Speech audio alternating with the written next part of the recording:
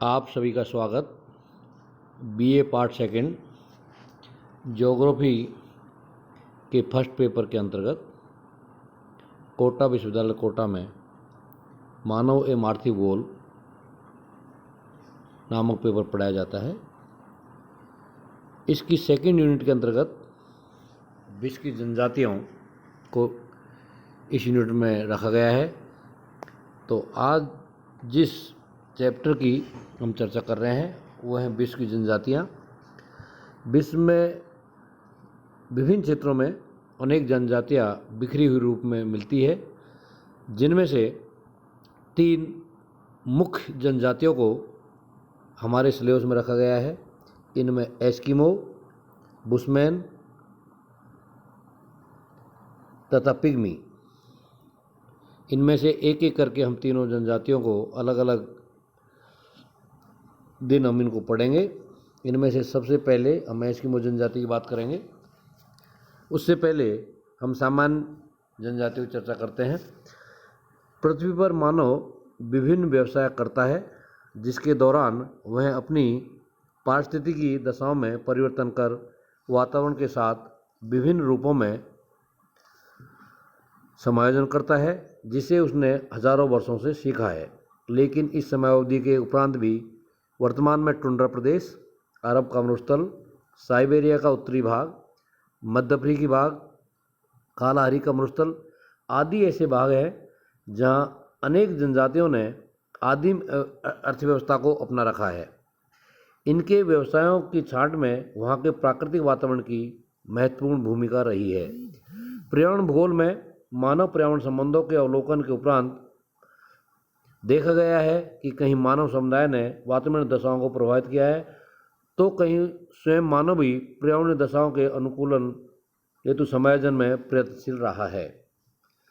विश्व की जो महत्वपूर्ण जनजातियां हैं उनमें एस्किमो, बुशमैन, पिग्मी आदि हमारे सिलेबस में है, जिसमें से आज हम एस्किमो जनजाति की चर्चा करेंगे कि एस्किमो जनजाति कहाँ निवास करती है, उसकी शारीरिक संरचना क्या है, चारित्रिक विशेषताएं क्या है, आखेट किस प्रकार से करते हैं, घर, वस्त्र और उनकी सामाजिक व्यवस्था और वर्तमान समाज से किस तरह इनके संपर्क बने हुए हैं, इसकी चर्चा हम जो है क्रम से करेंगे।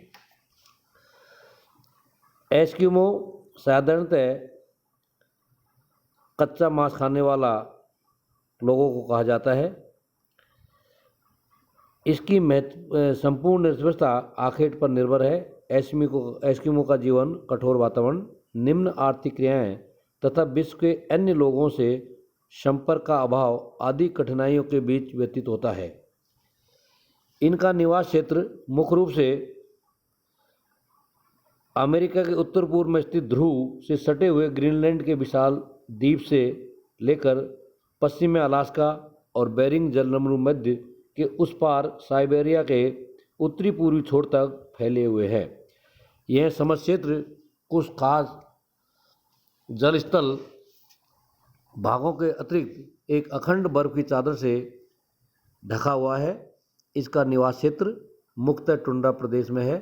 टुंड्रा प्रदेश के घुमक्कड़ नरजातीय समूह एस्किमो को इन्यूट कहते हैं। ये अलास्का, कनाडा, ग्रीनलैंड और एल्यूशियन द्वीपों पूर्वी रूस में रहते हैं। एस्किमो के साथ ही इसके अनेक उपवर्ग यूइत, चुकची, युकाधिर व याकूत साइबेरिया में तथा स्कैंडिनेविया प्रदेश में, नॉर्वे, स्वीडन और फिनलैंड में तथा समीपवर्ती रूस में सामी और लेप्स उप जनजातियाँ रहती है। निम्न तापमान, बर्फीली आंधियाँ तथा कम रोशनी युक्त कठोर वातावरण में आज भी लगभग 10 लाख आखेटक व खाद्य संग्राहक रहते हैं। ये टुंड्रा प्रदेश में विगत 10,000 वर्षों से निवास करते आ रहे हैं। अत्यधिक शीतल जलवायु इसके जीवन पर प्रत्यक्ष प्रभाव डालती है। इस प्रदेश की भूमि लगभग सारे वर्ष भर बर्फ से ढकी रहती है। यहाँ जनवरी का औसत तापमान 13 डिग्री फ़ारेनहाइट होता है तथा ग्रीष्म ऋतु के छोटे काल में दिन के समय तापमान कभी कभी 50 डिग्री फ़ारेनहाइट तक पहुँच जाता है। यहाँ की मिट्टी की परत बहुत पतली और बर्फ से ढकी रहती है। वृक्षों का नितांत अभाव पाया जाता है, किंतु काई, लीचन और अन्य फूल वाले पौधे यहाँ पाए जाते हैं। अधिकांश मानव शास्त्रियों की मानता है कि एस्किमो उत्तरी अमेरिका के रेड इंडियंस की ही जाति के हैं। डॉक्टर रिंस का मत है कि एस्किमो एक समय में अलास्का के भीतरी भागों में रहा करते थे, वहाँ से वो बाद में धीरे धीरे उत्तरी हिम प्रदेशों में फैल गए। इनकी शारीरिक संरचना,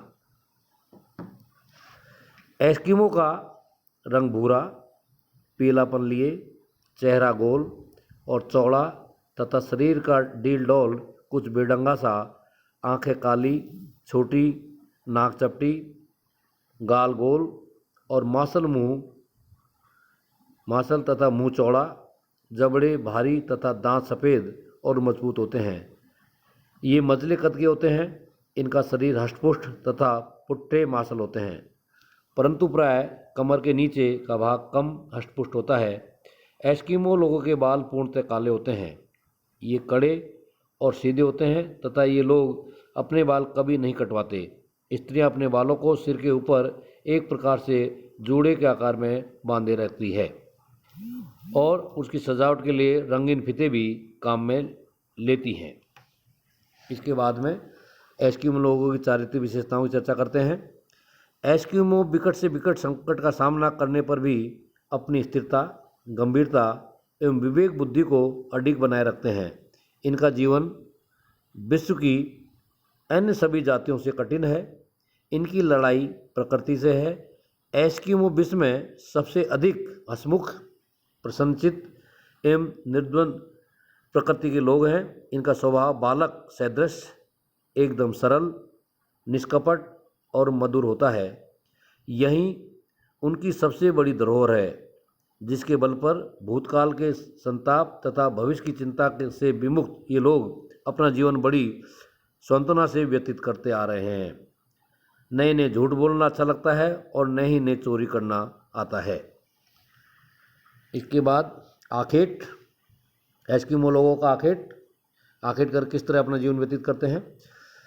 शिकार करना एस्किमो लोगों का प्रमुख एवं एकमात्र जीविकोपार्जन का साधन है।